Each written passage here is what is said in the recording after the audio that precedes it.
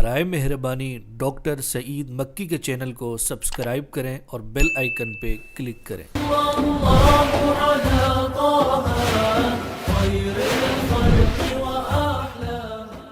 الحمد للہ رب العالمین والصلاة والسلام على رحمت للعالمین وعلى آلہ وصحبہ اجمعین وبعد۔ سامعین و ناظرین، حضرت رحمت للعالمین جناب محمد الرسول اللہ صلی اللہ علیہ وسلم کی سیرت اور آپ کی رحمت اور شفقت کے مختلف پہلوؤں پہ ہم گفتگو کر رہے ہیں۔ آج کی ہماری گفتگو کا عنوان ہے رحمت للعالمین کی جنگی قیدیوں پر رحمت۔ اب آپ غور کریں کہ انسانوں کے مابین، قوموں کے مابین سب سے زیادہ عداوت تب ہوتی ہے جب دو قومیں متحارب بن کے ایک دوسرے کے قتل کے در پہ ہوتی ہیں۔ تو اب یہ دیکھیں کہ یہ انسانوں میں دشمنی کی انتہا ہے۔ پھر دو مخالفت قوتیں جب باہمی جنگ کرتی ہیں تو ان میں مغلوب اور مقہور ہونے والے غالب آنے والے اور منصور ہونے والے کے قبضے میں جب آتے ہیں تو انہیں جنگی قیدی کہا جاتا ہے۔ عموماً یہ لوگ غالب اور قاہر فوج کے غید و غضب کا شکار ہوتے ہیں۔ انسانی مہذب معاشرے یا غیر مہذب یا عام قومیں جنگی قیدیوں کے ساتھ کیا سلوک کرتے ہیں، یہ موضوع اپنی جگہ ہے، مگر ہم حضرت رحمت للعالمین صلی اللہ علیہ وسلم کی رحمت عامہ، جس کا وافر حصہ جنگی قیدیوں نے بھی محسوس فرمایا، محظوظ ہوئے، اس سے انہیں بھی نصیب ہوئی آپ کی رحمت کا یہ حصہ، اور آپ صلی اللہ علیہ وسلم کے اقوال، قولی ہدایات اور عملی نمونہ اور عملی حیات اس باب میں امت کے لیے ایسی رہنما اصول ہیں کہ آج بھی دنیا کی مہذب اقوام، بلکہ اقوام متحدہ جو تمام دنیا کی قوموں کا بڑا مرکز ہے، ان کے لیے بھی آپ صلی اللہ علیہ وسلم کے جنگی قیدیوں کے ساتھ شفقت، رحمت اور رحمت للعالمین کی درگزر اور شفقت کے نمونے ان کے لیے بھی قابل تقلید ہیں، اور وہ آج مجبور ہیں کہ وہ اس بات کا اقرار کریں کہ انسانی اور بشری تاریخ جو وحشیت اور بربریت پر مبنی ہے، اس کے اندر جناب رحمت للعالمین صلی اللہ علیہ وسلم کی بھی ایسی ہستی ہیں جو واقعی اپنوں کے لیے، قریبیوں کے لیے، دوروں کے لیے، کمزوروں کے لیے، ضعیفوں کے لیے، چھوٹوں کے لیے، بڑوں کے لیے رحمت تھے ہی، مگر انسان کی عداوت کی آخری حد کہ جو شخص حرب کے آلات اٹھا کے آپ کے قتل پہ در پہ ہو، ان کے لیے بھی آپ صلی اللہ علیہ وسلم سراپائے رحمت ثابت ہوئے۔ امام بخاری نے اس سلسلے میں ایک روایت حضرت بن عبداللہ سے اپنی صحیح میں نقل کی ہے۔ امام بخاری نے اسی سلسلے کی ایک روایت اپنی صحیح میں نقل فرمائی ہے۔ راوی کہتے ہیں کہ بدر کے قیدی جب جناب رسول اللہ صلی اللہ علیہ وسلم کی خدمت میں حاضر کی گئی. آپ کو پتہ ہے کہ جنگ بدر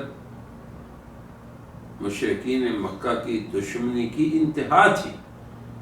مدینہ مکہ سے پہلے مسلمانوں کو نکلنے پر مجبور کیا.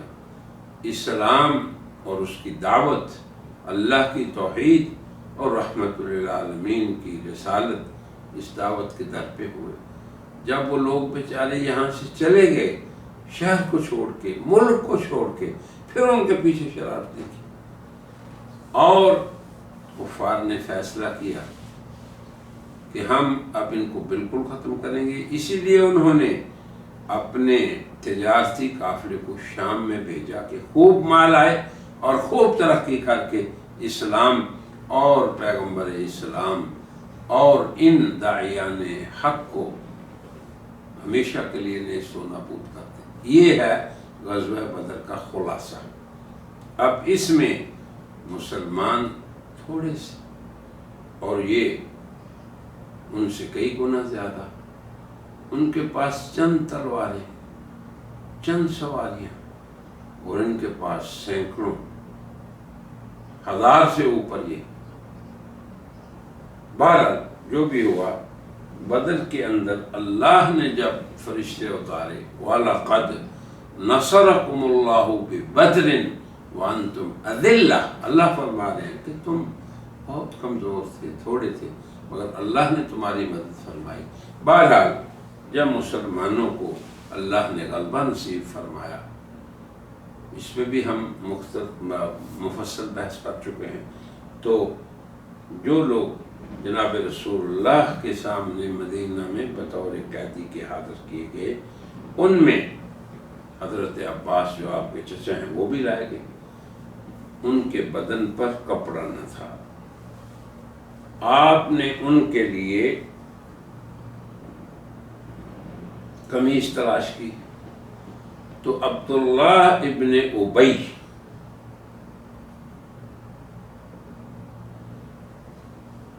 جو رأس المنافقین تھا، بعد میں آپ سب کو پتہ ہے، اسی کی قمیص جو تھی ان کو پوری آئی. نبی کریم صلی اللہ علیہ وسلم نے وہی قمیص ان سے لے کے انہیں پہنا دی. اسی لیے آپ نے ان کے بیٹے کو اب اس کے باپ کے فوت ہونے پہ اپنی قمیص اتار کے دی کہ جا کے اپنے باپ کو پہنا دو.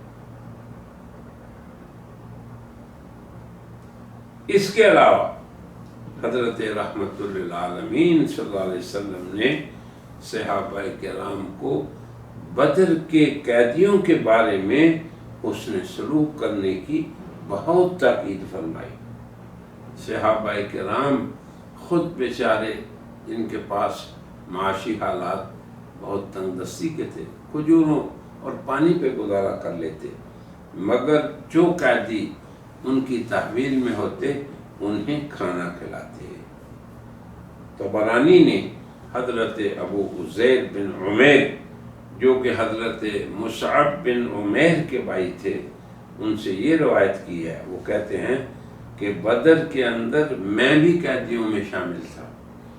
تو جناب رسول اللہ رحمت للعالمین صلی اللہ علیہ وسلم نے تاکیداً اپنے اصحاب کو حکم فرمایا کہ قیدیوں کے ساتھ بھلائی کرنا، ان سے اس نے سلوک کرو.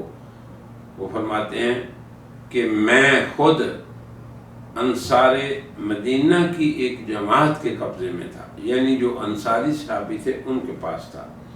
جب وہ اپنا صبح اور شام کا کھانا لاتے تو جناب رسول اللہ، جناب رحمت للعالمین کی نصیحت کے مطابق وہ کھانا مجھے کھلا دیتے اور خود کھجوروں اور پانی سے گزارا کر لیتے.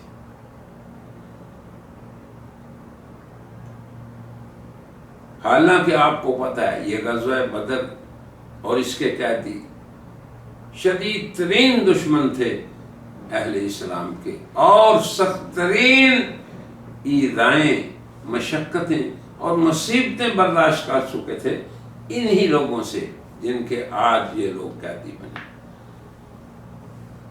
کفر و شرک کے کیمپ سے مکہ مکرمہ میں انہی اہل ایمان کی اذیت اور ان کی ایذا رسانی کی حد کر دی تھی انہی لوگوں نے جو آج ان کے سامنے مقہور اور مجبور تھے۔ یعنی شدید ترین دشمنوں کے ساتھ بہترین احسان اور حسن معاملہ، یہ ہے خلاصہ ان جنگی قیدیوں سے حسن سلوک کا۔ اور آپ کو پتہ ہے کہ غزوہ بدر کو اللہ نے یوم الفرقان، حق اور باطل کے درمیان یوم فرقان اور ایک فیصلہ کن معرکے کا نام دیا تھا۔ یعنی اہل ظلم و طغیان اور وہ لوگ جنہوں نے اپنے مجرمانہ کردار پہ بس نہیں کی تھی صرف مکے میں، بلکہ مدینے تک ان اہل اسلام کا پیچھا کیا۔ اب ایسے لوگوں کے سامنے مقہور قیدی بن کے جب یہ لوگ آتے ہیں تو یقینی بات ہے کہ ان کے زخم تازہ ہو جاتے، جو مندمل بھی ابھی نہیں ہوئے تھے۔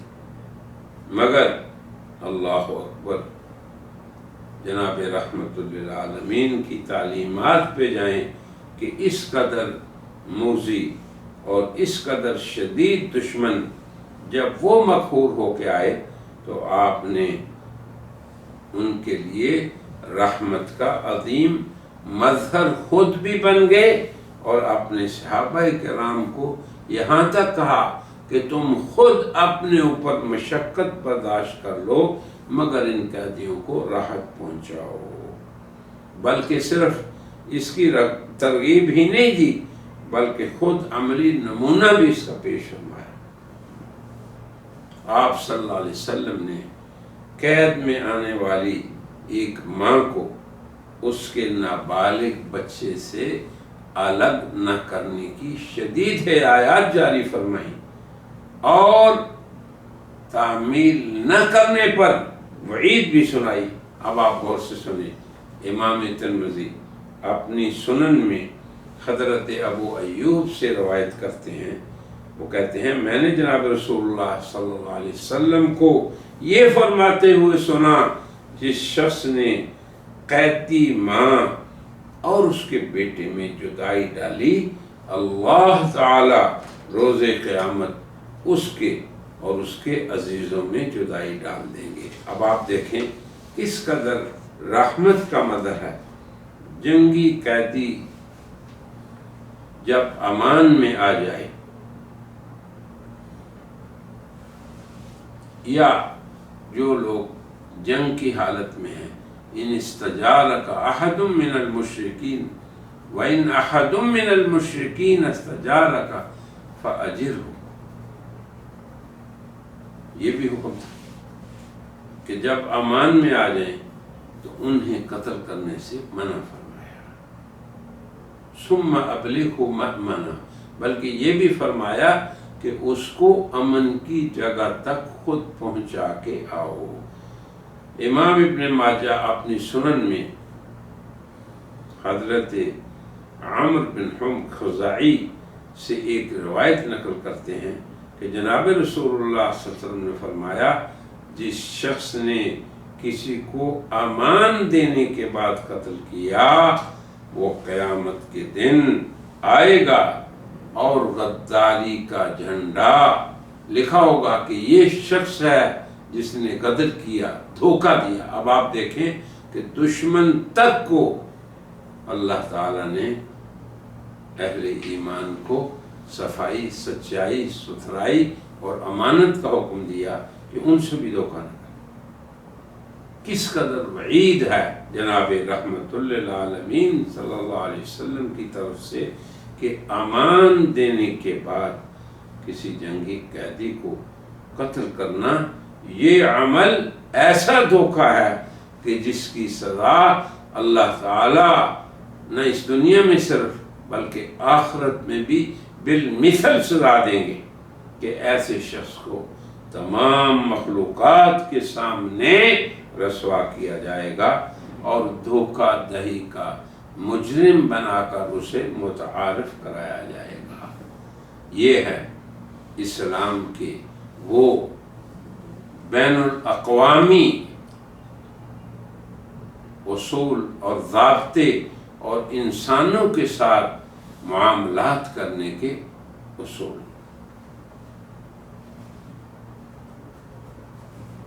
اور یہ حضرت رحمت للعالمین ہی کی رحمت و شفقت کا مظہر اور ان کی تربیت کے ہی اثرات ہیں، اور اسی سے اس دنیا میں انسان اور مختلف اقوام سدھرتی ہیں۔ اب آپ دیکھیں، آپ کو پتہ ہے کہ مسلمانوں کو سب سے زیادہ اذیت کفار مکہ نے دی، اور سب سے زیادہ جن لوگوں کے ہاتھوں مسلمانوں کو تکلیف دے کر ہجرت کرنے پر مجبور کیا گیا، یہی مکے والے لوگ۔ اب ان کے ساتھ سب سے زیادہ حسن سلوک کا معاملہ کیا گیا۔ فتح مکہ کا دن اسلامی تاریخ کے اندر فتح عظیم کا دن ہے۔ اِنَّا فَتَحْنَا لَكَ فَتْحًا مُبِينًا، اسے قرآن نے فتح مبین بھی فرمایا ہے۔ اس روز فاتح قوت کون تھی؟ حق پرست موحدین، اللہ اور رسول کے اطاعت گزار مومنین بندے، اور ان کے مخالف مقہور قوت اہل شرک، باطل پرست، اور پھر موذی جنہوں نے اذیتیں دینے میں محض حق کی حمایت کی وجہ سے مظالم کی انتہا کر دی رسول اللہ اور آپ کے جانے ساتھیوں۔ اب آج جب رسول اللہ صلی اللہ علیہ وسلم پوچھتے ہیں ان سے کہ میں تمہارے ساتھ کیا کرنے والا ہوں، کیا سمجھتے ہو؟ تو انہوں نے کہا کہ تم کریم ابن کریم ہو۔ تو آپ نے ایک ہی کلمہ فرمایا، اذهبوا فانتم الطلقاء، جاؤ میری طرف سے تمہیں کھلی معافی۔ تو انسانی تاریخ میں رحمت کی ایسی منفرد مثال قائم کر دی کہ جو نہ اس سے پہلے ملی اور نہ قیامت تک مل سکتی۔ اسی طرح ایک اور موقف اسلامی تاریخ میں آتا ہے، اور وہ غزوہ حنین کے اندر ہے، جس کا ذکر قرآن کریم میں بھی ہوا ہے۔ اللہ فرماتے ہیں لَقَدْ نَصَرَكُمُ اللَّهُ فِي مَوَاطِنَ كَثِيرَةٍ، اللہ نے تمہاری بہت سے موقعوں پہ مدد کی۔ وَيَوْمَ حُنَيْنٍ إِذْ أَعْجَبَتْكُمْ كَثْرَتُكُمْ، اور اللہ نے تمہیں حنین کے دن بھی تمہاری مدد کی۔ یہ اللہ تعالیٰ اہل ایمان پہ اپنے احسانات گنوا رہے ہیں۔ حتیٰ کہ اس دن مسلمانوں نے یہ کہا لَن نُغْلَبَ الْيَوْمَ بِقِلَّتِنَا، کہ آج ہم ہمیشہ مختلف مارکوں میں دشمن زیادہ ہم کم، مگر آج ہم زیادہ اور دشمن کم، آج قلت کی وجہ سے ہم مغلوب نہیں ہوں گے۔ اللہ نے فرمایا تمہاری کثرت فَلَمْ تُغْنِ عَنْكُمْ شَيْئًا، تمہیں کچھ نفع نہ دے سکی۔ دیکھیں ہر موقع پہ اللہ کی طرف سے کیا توجیحات اور اصلاحی تعلیمات مل رہی ہیں۔ اللہ نے فرمایا وَضَاقَتْ عَلَيْكُمُ الْأَرْضُ بِمَا رَحُبَتْ، اللہ کی وسیع زمین تم پہ تنگ ہو گئی۔ المہم پھر اللہ تعالیٰ نے مسلمانوں پہ سکینت اتاری، فَأَنزَلَ اللَّهُ سَكِينَتَهُ عَلَى رَسُولِهِ وَعَلَى الْمُؤْمِنِينَ، اور اللہ نے مسلمانوں کی مدد کے لیے غیبی لشکروں کو اتارا جس کو وہ نہیں دیکھ رہے تھے، اور پھر اللہ نے ان کے ہاتھوں کفار کو سزا دی۔ اللہ کا کلمہ بلند ہوا اور وہ لوگ سرنگو ہوئے۔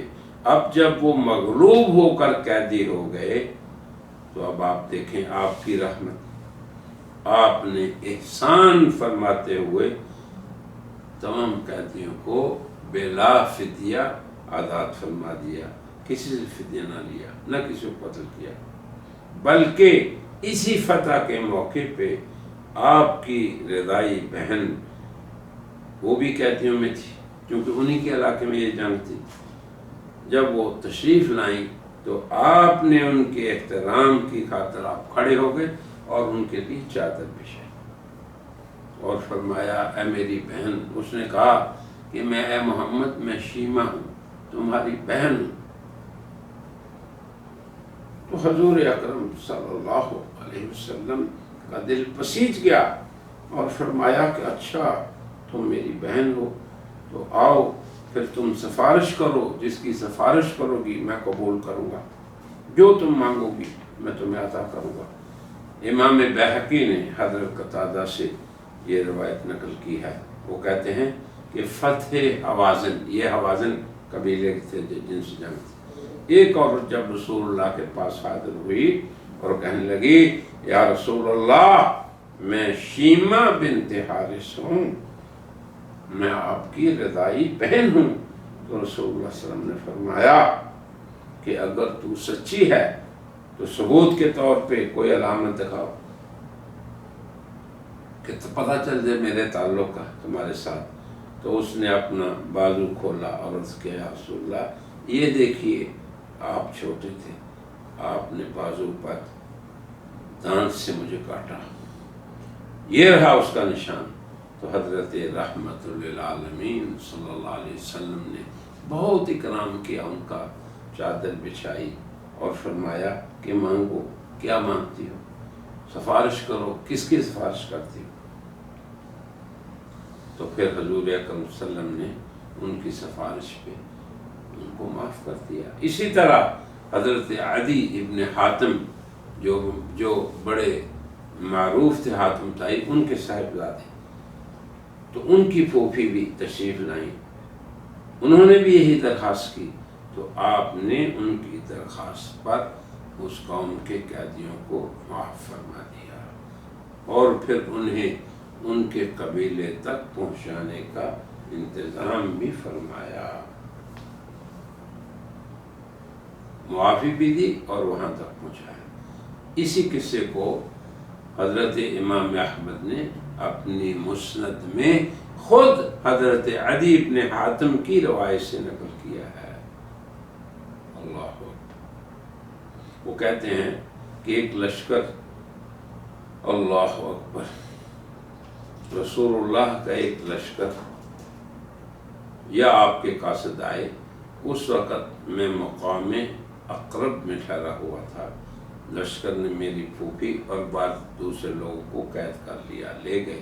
جب وہ رسول اللہ کی خدمت میں حاضر ہوئے تو انہیں صف میں کھڑا کیا، میری پھوپھی نے عرض کیا یا رسول اللہ میری خبر گیری کرنے والا چلا گیا اور اولاد ہلاک ہو گئی، میں بہت بوڑھی خاتون ہوں، نہ میرا کوئی خدمت گزار ہے، اس لیے مجھ پر احسان فرمائیے اور آزاد فرما دیجیے۔ تو آپ نے پوچھا کہ تم کون ہو؟ تو اس نے جب ذکر کیا کہ میں حاتم طائی کی بہن ہوں، تو آپ نے فرمایا جو اللہ اور اس کے رسول سے بھاگتا پھرتا ہے، یعنی حضرت علی، آپ نے فرمایا تیری خبر گیری کرنے والا کون ہے؟ کیونکہ وہ تو حاتم کی بہن تھی، تو اس نے کہا کہ میری خبر گیری کرنے والا جو ہے وہ آپ کی جیل میں ہے، قید میں ہے، قیدی ہے، اور وہ عدی ابن حاتم ہے۔ پھر آپ نے فرمایا اچھا وہی جو اللہ اور رسول سے بھاگتا پھرتا ہے۔ خاتون نے عرض کیا یا رسول اللہ مجھ پر احسان کر دیجئے، اور اسے آزاد کرنے کا حکم دے دیا۔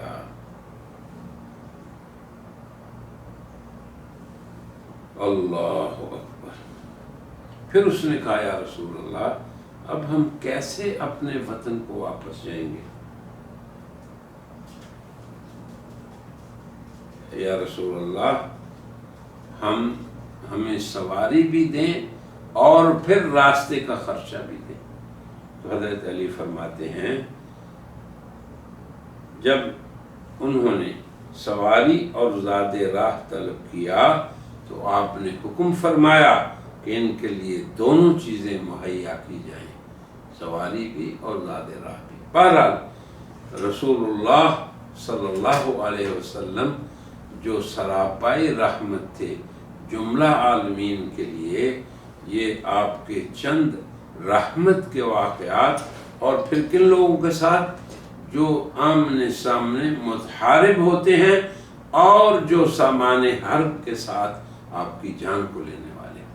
अल्लाह तबारक व तआला हम सभी को जनाब रसूलुल्लाह की मुआशरती ज़िंदगी और आपके कमज़ोरों से मामलात और आपके फ़ातिहीन और फ़ातिह बन जाने के बाद मक़हूरीन के साथ हुस्न सलूक, जिसकी हमने बाद में थाने ज़िक्र की हैं। तो अल्लाह ताला से दुआ है कि वो हमें जनाब रसूलुल्लाह सल्लल्लाहु अलैहि वसल्लम के उसवा हसना पर अमल करने की तौफीक अता फरमाए। व आखिर दावाना अनिल हम्दुलिल्लाहि रब्बिल आलमीन। बराए मेहरबानी डॉक्टर सईद मक्की के चैनल को सब्सक्राइब करें और बेल आइकन पे क्लिक करें।